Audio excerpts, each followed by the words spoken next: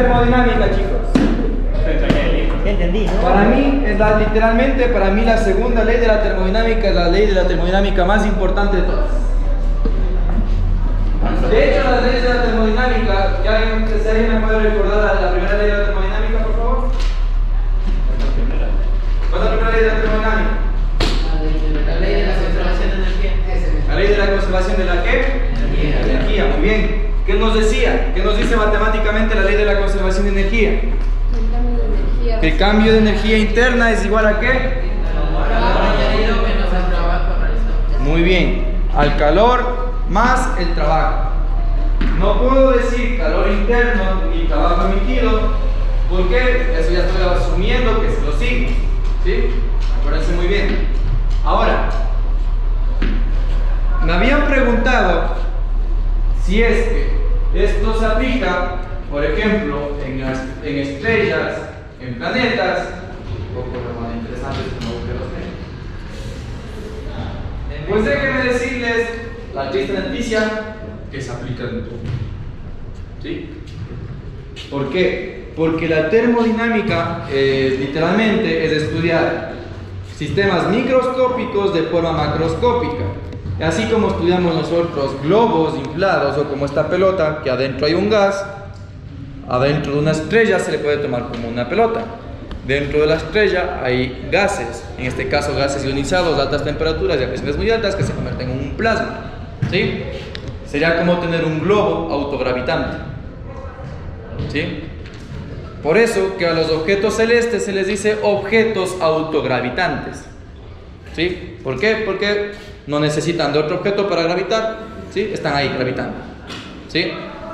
Ahora, ¿en dónde es bastante importante procesos termodinámicos, por ejemplo, en astronomía? En astronomía la termodinámica es literalmente lo que siempre se ve cuando tú sacas un resultado. Bueno, aparte de otras cosas. ¿Sí? Cuando tú ya tienes un resultado de un modelo, por ejemplo, de estrellas, de agujeros negros, siempre el paso siguiente, cuando ya te das cuenta que tu modelo es viable, lo que tienes que estudiar es cómo son los procesos termodinámicos o cómo son las leyes de la termodinámica en ese objeto. ¿Qué pasa? En la Tierra, por ejemplo, al ser un planeta, las leyes de la termodinámica se cumplen porque sigue siendo un objeto donde las temperaturas no son muy altas y las presiones tampoco lo son. ¿Sí? Ahora, ¿qué pasa con las leyes de la termodinámica, por ejemplo, en una estrella? ¿Cuál es la primera ley de la termodinámica? ¿Qué nos dice? Que el cambio de energía interna se debe a ¿qué? A un calor y a un trabajo. Ahora, ¿el Sol produce trabajo? Se expone con la fusión.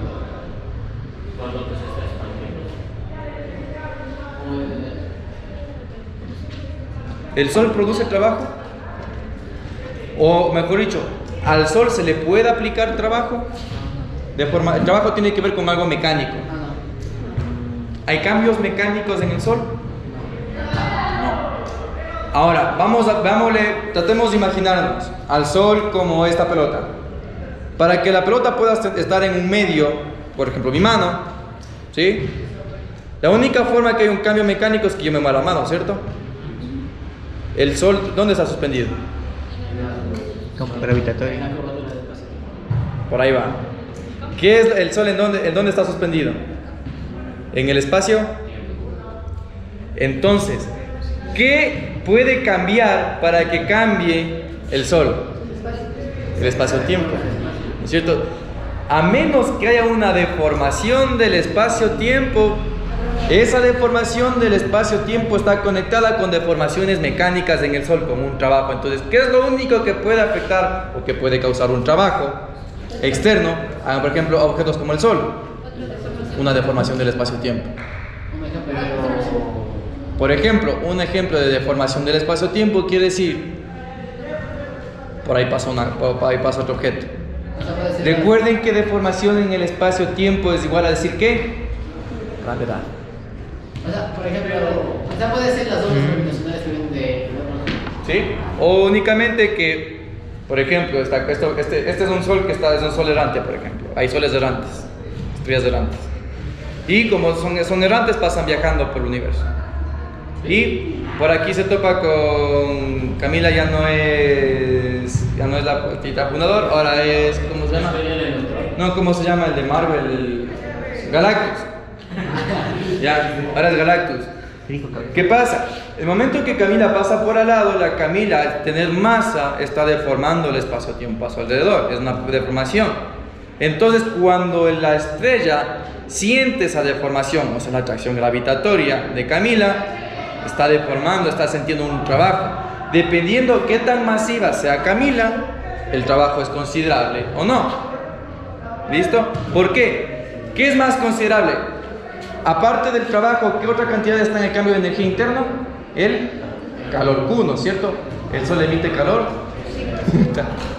El sol emite la cosa que más emite calor de todo en nuestro sistema, en nuestro sistema solar. ¿Por qué? Porque lo que pasa es que empiezan a emitir temperatura alrededor.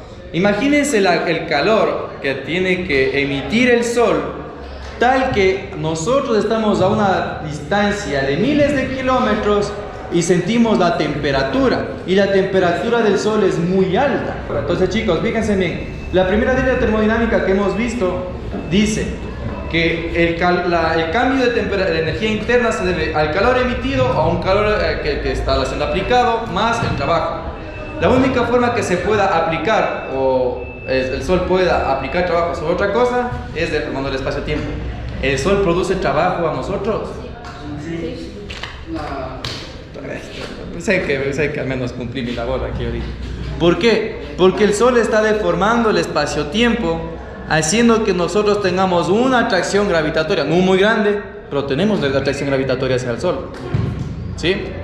Entonces, el sol está emitiendo un trabajo hacia nosotros, pero si nosotros tomamos en consideración el trabajo como la integral de la fuerza por el desplazamiento, nosotros nos estamos acercando hacia el sol. O sea, sí, porque estamos cayendo. Se supone que poco a poco estamos cayendo, pero son nanómetros por cada año hacia el sol. O sea, nunca vamos a terminar metiéndonos al sol, ¿sí? Ahora, ese trabajo es más fácil que ser, ¿sí? ¿Por qué? Porque recuerden que el trabajo es igual a fuerza por distancia, pero ¿qué fuerza? La fuerza y la distancia tienen que ser paralelos, ¿no es cierto? Nosotros nos movemos hacia el sol, ¿no es cierto? Nosotros estamos orbitando el sol, ¿sí? Como estas fuerzas, ¿cuál es la fuerza que mantiene movimiento circular? La centrípeta, apunta, tiene dirección radial, ¿sí o no? ¿Y cuál es el desplazamiento que estamos utilizando de forma circular? Entonces, el sol está aquí, como en Teletubbies. Más parece un huevo, pero bueno. El huevo. Aquí está el planeta Tierra. ¿Listo? ¿Cuál es la fuerza que mantiene movimiento circular? O sea, que orbitemos al sol. La fuerza centrípeta. Apunta hacia acá, ¿no es cierto? Es la fuerza de naturaleza radial, como los radios de una rueda.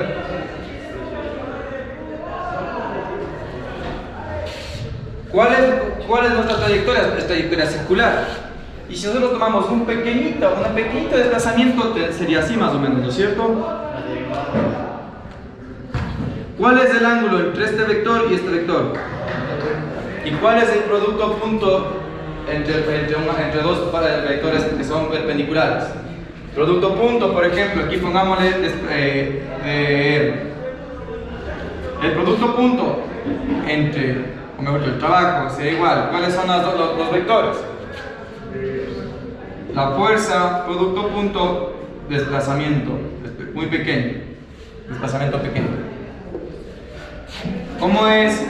Como al hacer producto escalar, es módulo, coseno del. ¿Cuál es el coseno de 90? Digamos una. ¡Cero! Coseno de 90 es 0. ¿Sí? Entonces, si esto es 0, todo es. ¿El Sol realiza trabajo en movimiento orbital? No. Demostrado. ¿Ya? ¿Qué? Entonces, por más que orbitemos el Sol no ejerce el trabajo sobre nosotros, ¿sí? Parece que sí, pero no. ¿Listo? ¿Por qué? Porque no nos está trayendo. ¿Sí? Ahora, el Sol realiza, en este caso, esto me meto un poquito más en temas de astrofísica.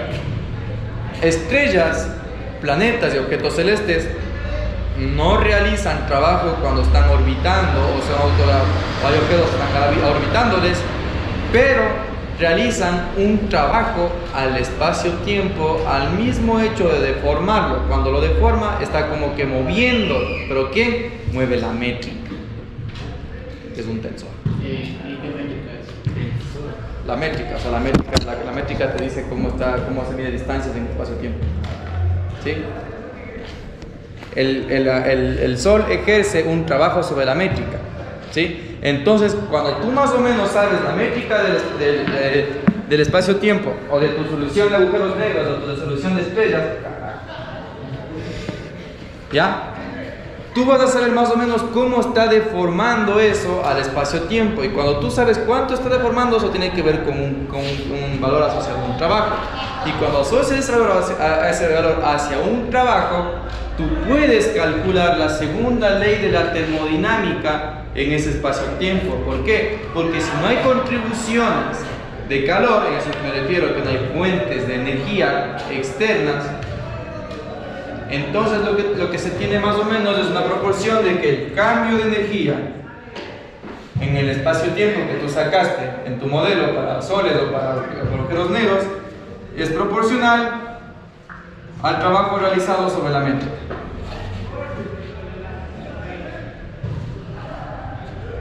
Entonces, si tú sabes más o menos cómo está deformándose el espacio-tiempo y la cantidad que se deforma el espacio-tiempo, o sea, eso tiene que ver un poquito con las geodésicas del transporte paralelo.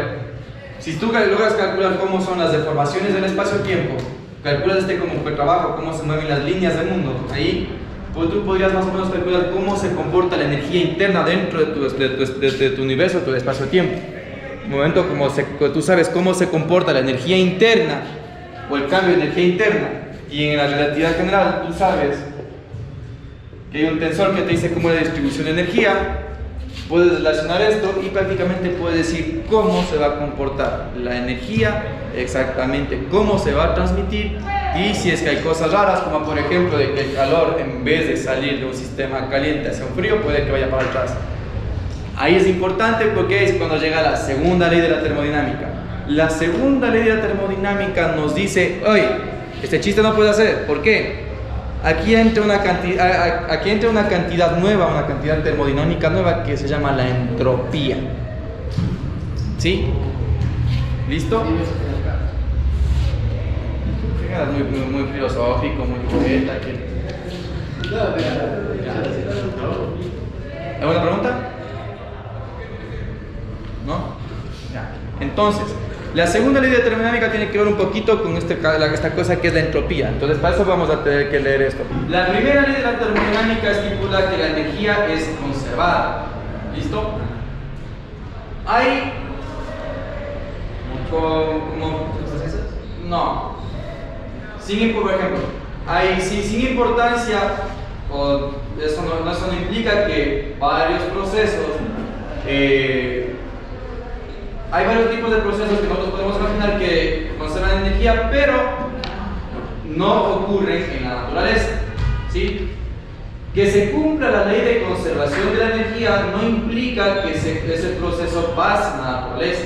Como por ejemplo, que tú tengas un bloque de hielo y lo pongas sobre una plancha caliente. Puede ser conservación de energía, nos dice que la energía tiene que conservarse. El cambio de energía interno tiene que más o menos, ya dice, cuál emite calor, cuál es el trabajo. Ahora, no implica eso que necesariamente pase temperatura de la plancha, del hielo, hacia la plancha caliente, es decir, que tú le pones hielo y se calienta más. Entonces, nosotros tenemos, imagínense, un sistema donde tenemos un bloque de hielo y el bloque de hielo lo ponemos encima de una plancha caliente, ¿ya? ¿Qué es lo natural que pase? Que el calor pase de la plancha caliente hacia el hielo o del hielo hacia la plancha caliente. ¿Se me refiero a qué? el hielo se enfríe más y le haga más caliente a la plancha, o que la plancha se enfríe y el hielo le caliente. La segunda. La plancha no se calienta más cuando le pones el hielo. Se enfría. Ya está caliente. Entonces pasa el calor de la plancha al hielo.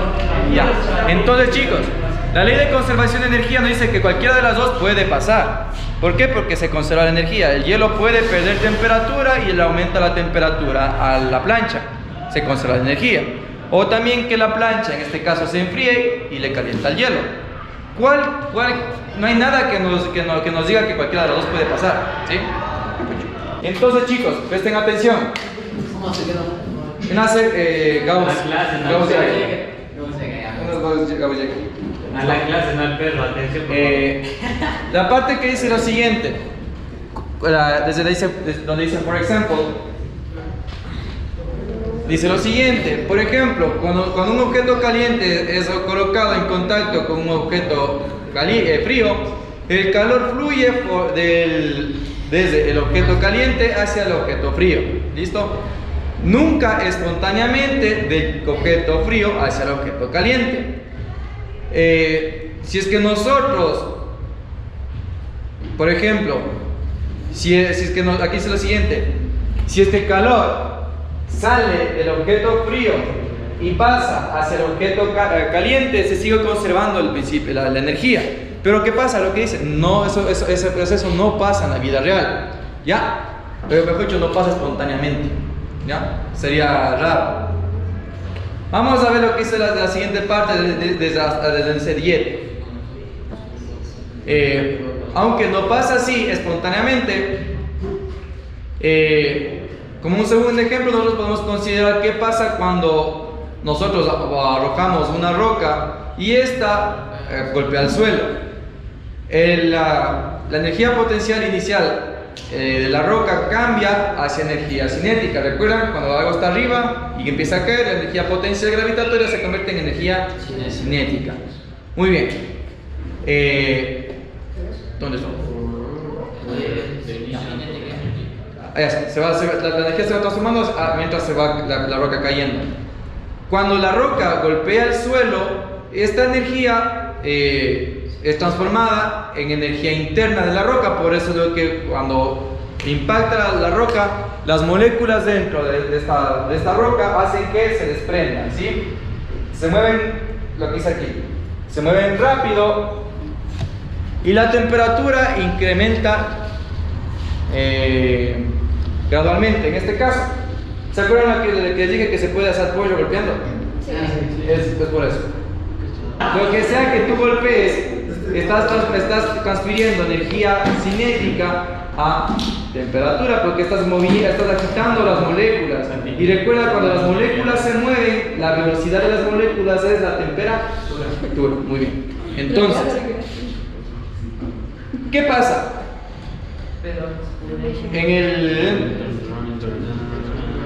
Pero ¿qué pasa si nosotros vemos el mismo efecto pero en reversa? Por ejemplo, una piedra está en el suelo, tranquilita, y de repente sube en el aire. Porque todos los objetos tienen energía interna, tienen temperatura. Las piedras son frías pero tienen temperatura. Ahora imagínate que está una piedra en el suelo y de repente ¡boom! ¿Ya? ¿Qué es lo que pasa? ¿La conservación de energía lo permite? Sí. ¿Por qué? Porque lo que tienen que hacer es perder temperatura para que haya un trabajo.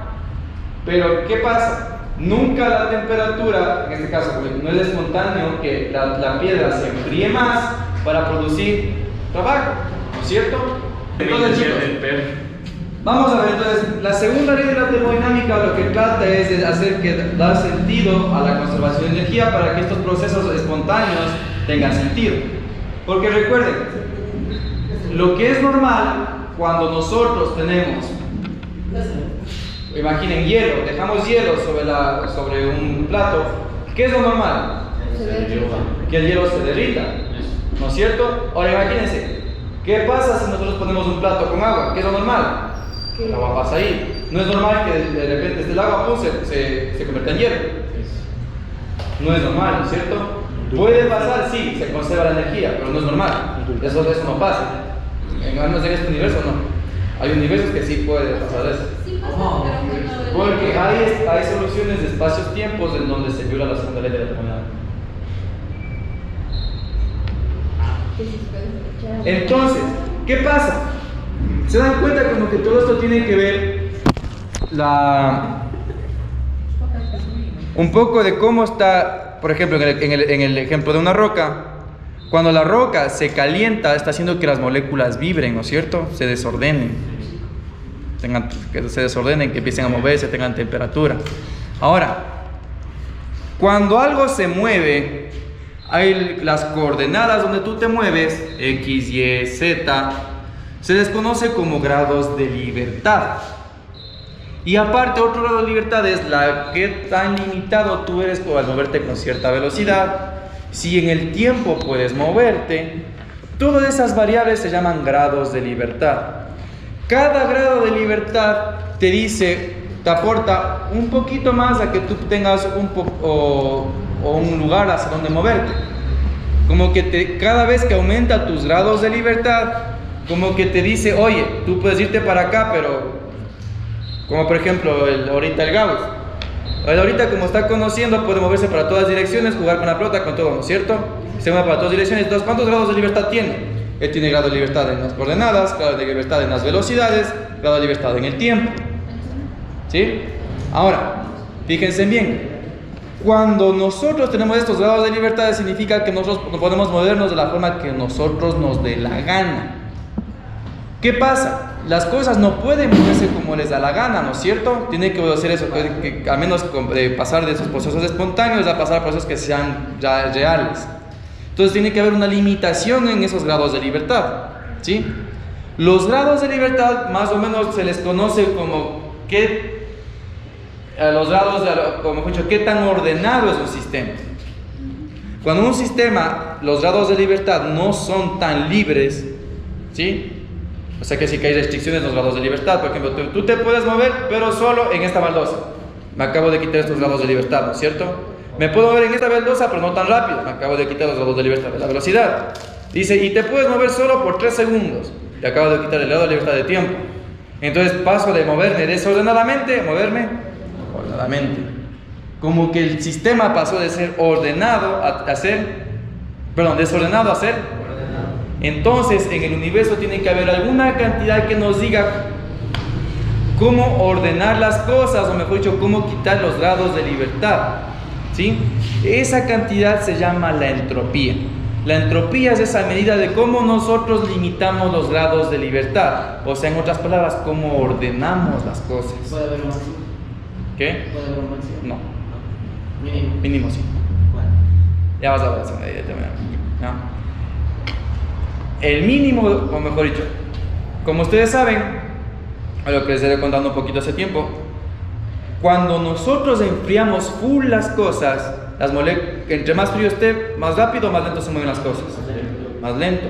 ¿Puede llegar a alguna cosa que sea tan fría que nada se mueva? Eso se conoce como un cristal perfecto. Y un cristal perfecto se obtiene a los 0 Kelvin. ¿Qué pasa? En este universo no se puede llegar a los 0 Kelvin. ¿Por qué? Porque todo se está moviendo por efectos cuánticos mismos. Entonces nada puede llegar al cero absoluto, ¿sí? Entonces algo se dice que tiene entropía cero cuando tiene, en este caso, temperatura cero, ¿sí? Ahora, ¿qué puedo? Está como loco. Comúnmente a la entropía se le conoce, chicos, a la entropía comúnmente se le conoce como el desorden de un sistema. Ya les dije, la entropía no tiene que ver con orden o desorden, sino con los grados de libertad, que nos dice, entre más grados de libertad tenemos más tendencia a estar desordenados.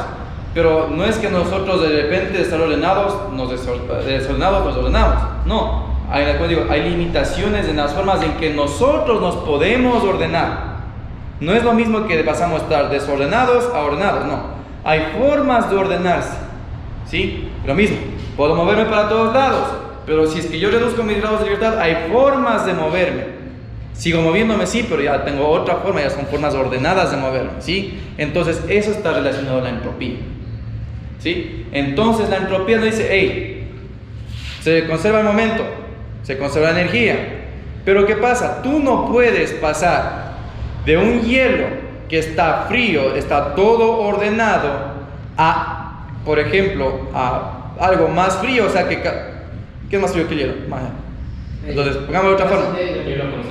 Pongámosle de un agua. En el agua, las moléculas de agua están moviéndose, ¿sí? Pero ¿qué pasa? Las moléculas de agua tienen, en este caso, como les digo, estas maneras de ordenarse. Hay una sola manera de ordenarse, que todas se empiecen a juntar, ¿no es cierto? O se empiecen a ordenar. Ordenarse no es que empiecen a moverse más rápido, ¿sí? Ordenarse tampoco sería que, por ejemplo, todas se alineen de la nada. Las formas que tú te ordenas tienen que ver, mejor dicho, con la entropía que tú tienes. La entropía, digo, como las formas como tú te ordenas. ¿Cuál es la que tiene más, en este caso, la que tiene más sentido? ¿Sí? A que cumpla que tú tienes que respetar esta transferencia de un sistema de un caliente hacia un frío, ¿sí? Entonces, si tú, por ejemplo, tienes agua, ¿qué es lo más probable? ¿Que el agua se evapore o que se aparezca hielo de la nada? Que se evapore, ¿no es cierto? Entonces, un sistema ordenado como el agua tiene cierto orden. ¿Qué tiende a hacer? ¿A desordenarse más o a ordenarse? A desordenarse, ¿no es cierto? Entonces, eso es lo que conocemos como de hecho es la segunda ley de la termodinámica. Todo sistema que está en un orden tiende a un sistema donde hay más desorden, o mejor dicho, que la entropía aumenta. Que la entropía aumente quiere decir que aumentan los grados de libertad, hay más formas de moverte. Entonces, si es que ven ustedes así de la nada, están tranquilitos en su casa y su mamá les pasa tremendo caldo de pollo bien hirviendo, ¿qué es lo más probable? ¿Que se enfríe? Sí, ¿no es cierto? ¿Por qué? Porque va a perder temperatura, se respeta la termodinámica. Pero ahora, ¿qué pasa? Imagínense que ustedes están en su casa, pero su mamá les pasa una sopa súper caliente. ¿Tiene sentido de que de la nada aparezca hielo? No puede haber ese salto tan grande, ¿no es cierto? Ahora, ¿qué pasaría si es que ustedes están en la llave de agua, cogen un vaso de agua, cierran la llave y boom, espontáneamente las moléculas de agua se ordenaron, cosa que formaron un cristal, un hielo? ¿Puede pasar eso? No. ¿Qué necesitan para formar hielo de agua? Enfriar, introducir o quitar temperatura. Quitar calor, en ese caso quitar calor, ¿no es cierto? No es un proceso espontáneo que se ordene de la nada. Entonces tú solo puedes aumentar o disminuir la entropía si es que afectas ¿qué? La energía del sistema. En otras palabras, enfriarlo o calentarlo. Solo así se puede aumentar o disminuir la entropía. Si es que tú tienes agua y la enfrías, la entropía aumenta o disminuye. Disminuye porque se estás ordenando.